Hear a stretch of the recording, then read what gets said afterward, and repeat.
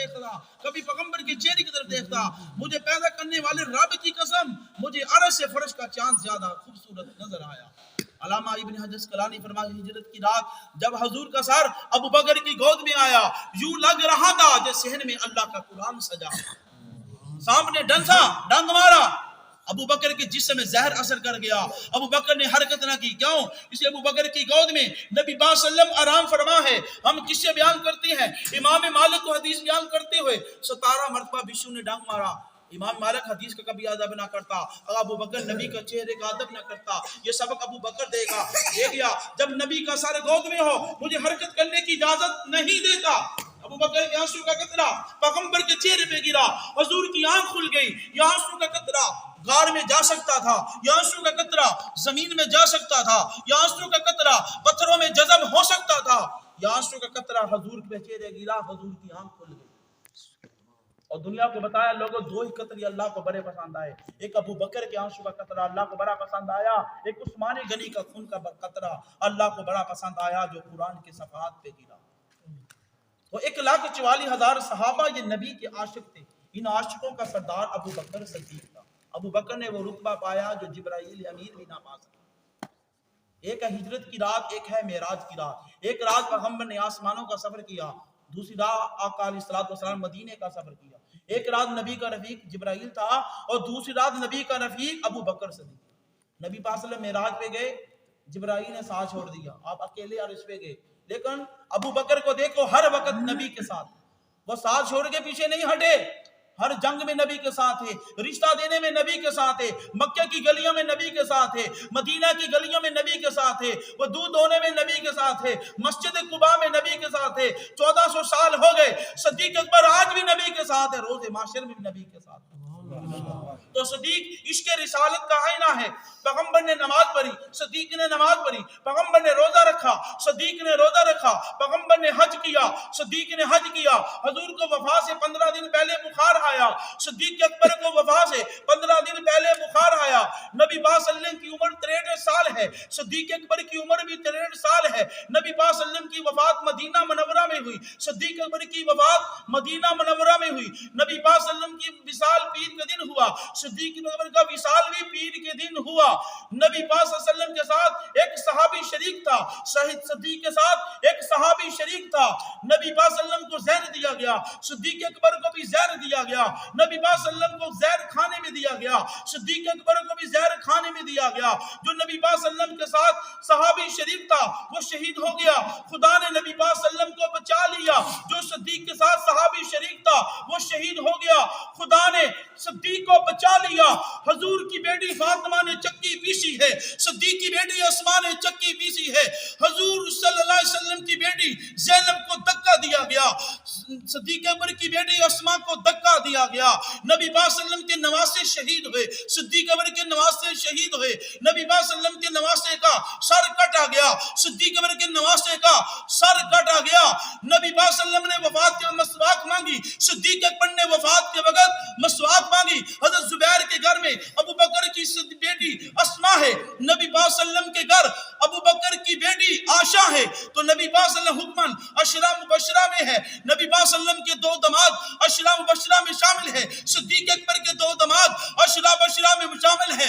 نبی پاک صلی اللہ علیہ وسلم کے وفات کے وقت جس چارپائی میں جنازہ آیا اس چارپائی میں صدیق اکبر کا جنازہ آیا. وفات کے وقت نبی پاک صلی اللہ علیہ وسلم جس چادر میں حجرے میں ڈالی گئی وہی چادر صدیق اکبر کے حجرے میں ڈالی گئی. نبی پاک جس طرف جائیں گے صدیق اس طرف جائیں گے. نبی مقام محمود پر, صدیق مقام محمود پر.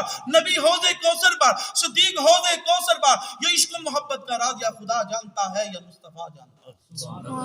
کون نبی صدیق؟ اللہ اکبر, نعرہ رسالت یا رسول اللہ.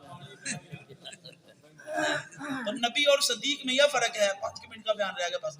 نبی اور صدیق میں یہ فرق ہے, جو صفات اللہ نبوت میں رکھتے ہیں وہی صفات اللہ کمالات میں رکھتے ہیں. یوں سمجھ لیجئے جو کمالات اللہ نبی میں رکھتے ہیں اس کا عکس کامل خدا صدیق کو بنا دیتے ہیں. اللہ کے نبی فرماتے لوگو, آخری 2-3 باتیں کر سنا کے دعا کرتے ہیں. اللہ کے نبی فرمایا لوگوں میرے ایک ہاتھ میں سورج رکھ دو دوسرے ہاتھ میں چاند رکھ دو خدا نے جس رستے پہ کھڑا کیا ہے وہ رستہ میں نہیں چھوڑ سکتا. یہ استقامت ابو بکر میں تھی. جس وقت لوگوں نے کہا حضرت حالات کو سامنے رکھا جائے فرمایا میں اس بات کو برداشت کر سکتا ہوں عورتیں پرندے آ جائے میں اس بات کو برداشت کرتا ہوں عورتیں بیوہ ہو جائے بچے یتیم ہو جائے. صدیق اس بات کو برداشت نہیں کرتا کہ ابو بکر بھی زندہ رہے نبی کے دین میں کسی چیز کی کمی آ جائے. ابو بکر صدیق نے ایک سفر کیا یمن کے علاقے میں تشریف لے گئے. آپ کو بتایا گا وہاں ایک بزرگ رہتے جس کا نام تھا شیخ ازدیمی. اس کی عمر سی 300 سال 300 سال. ابو بکر صدیق اس کی زیارت کرنے کے لیے اس نے السلام علیکم کہا. پورا تعارف ہونے کے بعد اس نے کہا الحمدللہ. پوچھا کیا راز ہے کیا بات ہے فرمایا میں تورات انجیل کا حافظ ہوں میں نے آسمانی کتابوں میں پڑھا ہے ایک اللہ کا نبی آئے گا اس نبی کا نام محمد ہوگا باپ کا نام عبداللہ ہوگا ماں کا نام آمنہ ہوگا. جو اس نبی پہ ایمان لائے گا سب سے پہلے وہ ابو بکر صدیق ہوگا اس کے لگے صدیق و عتیق ہوگے. وہ پوری دنیا کے لیے ابو بکر آئے گا. میں نے اللہ سے دعا کی تھی. بابا نے کہا میں نے اللہ سے دعا کی تھی اے اللہ میری عمر کو اتنی بڑھا دے میں اس ابو بکر کا دیدار کر لوں. اگر ابو بکر میرے حصے میں نہیں ہے تو ابو بکر کو میں خواب کے اندر دیکھ لوں. تو ابو بکر صدیق فرماتی ہے میں نے بابے کو دیکھا جیب کے آنکھوں میں آنسو جاری تھے. اس بابا نے کہا ابو بکر تجھے نصیحت کرتا ہوں جان دینی مری جان دے دینا اولاد دینی مری اولاد دے دینا لیکن محمد کا دامن نہ چھوڑنا محمد کا ساتھ نہ چھوڑنا. ایک خدا کا خلیل ہے تو ایک مصطفیٰ کا خلیل ہے. کسی نے ابراہیم کو پوچھا کہ اب اللہ کے دوست کیسے بنے. حضرت ابراہیم نے فرمایا اللہ نے فرمایا ابراہیم جان پیش کر میں نے آگ میں پیش کی وطن پیش کر میں نے گھر بار شروع کر ہجرت کری اولاد پیش کر میں نے اپنے بچے کو شوری کے نیچے دے دیا. جب میں یہ امتحان ہوا پاس ہوا تو اللہ نے مجھے اپنا خلیل بنا دیا.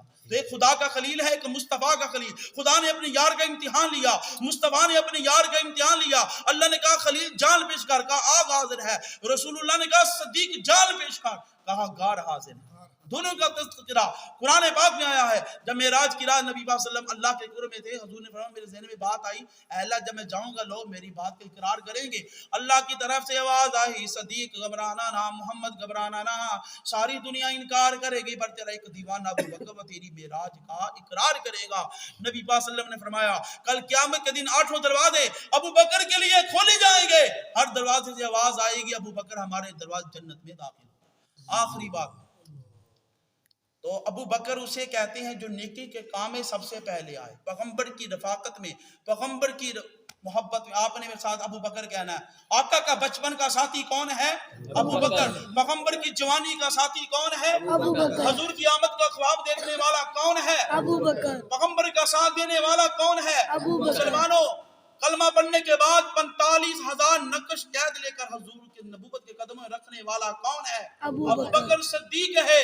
جس کی بیٹی نبی کی محبت میں مار کھائی ہے وہ کون ہے ابو بکر. علی نے جس کے ہاتھ پر بیعت کی وہ کون ہے ابو بکر ہے. فاطمہ کا جنازہ پڑھانے والا کون ہے ابو بکر صدیق ہے. پیغمبر کے بعد مسجد نبی کی پہلی اینٹ رکھنے والا کون ہے ابو بکر. حضور فرماتے ہیں میرے اللہ نے مجھے فرمایا میرے محبوب میرے تیرے والد کو دنیا سے اٹھا لیا تھا تو نے اپنے والد کی شکل نہیں دیکھی تھی ابو بکر کو ابا کہہ کر اپنے سینے کو ٹھنڈا کر لیا. یہ ابو بکر ہے جس کی جدائی میں زمین و آسمان روئے ہیں. صحابہ کی نبوت کی طرح صدیق کی جدائی میں پورے مدینے میں اندھیرا چھایا ہوا ہے. اور ابو بکر جس کی میت کو حضرت علی نے رسول اللہ صلی اللہ علیہ وسلم کے روضہ اقدس کے باہر رکھ کر کہا آپ کا غلام حاضر ہے اجازت ہو اندر دفن کریں ورنہ جنت البقیع لے جائیں. دروازہ ٹوٹتا ہے تالا ٹوٹتا ہے حجرے سے آواز آتی ہے یوصل الحبیب الی الحبیب یار کو میرے ساتھ سلا دو. یار کی جدائی برداشت نہیں. نبی پاک صلی اللہ علیہ وسلم کل قیامت کے دن میں اٹھوں گا میرے بعد جو اٹھے گا وہ ابو بکر صدیق ہوگا. پوری امت جنت میں جائے گا. سب سے پہلے وہ کون ہوگا ابو بکر ہوگا جس کی حرکات سے سنت نبویہ کی خوشبو آتی تھی. وہ کون ہے ابو بکر ہے. محمد بن باقر رحمۃ اللہ علیہ فرماتے جو ابو بکر کو صدیق نہ سمجھے خدا اسے سچا نہ کرے. نبی پاک صلی اللہ علیہ وسلم فرماتے مقام محمود پر میدان محشر میں اللہ کے دربار میں درخواست کروں گا یا اللہ نیکیوں کی نیکی کی جزا دے گناہوں کو گناہوں کی سزا دے. اللہ تعالیٰ جلال میں ہوگے اللہ فرمائیں گے محمد کون ہے پوری امت میں سے مجھ کو حساب دے سکے. نبی پاک صلی اللہ علیہ وسلم نے فرمایا پوری امت میں سے صدیق کا ہاتھ پکڑ کر خدا کے ہاتھ میں دے دوں گا. خدا کا جو غصہ ہوگا وہ ٹھنڈا ہو جائے گا.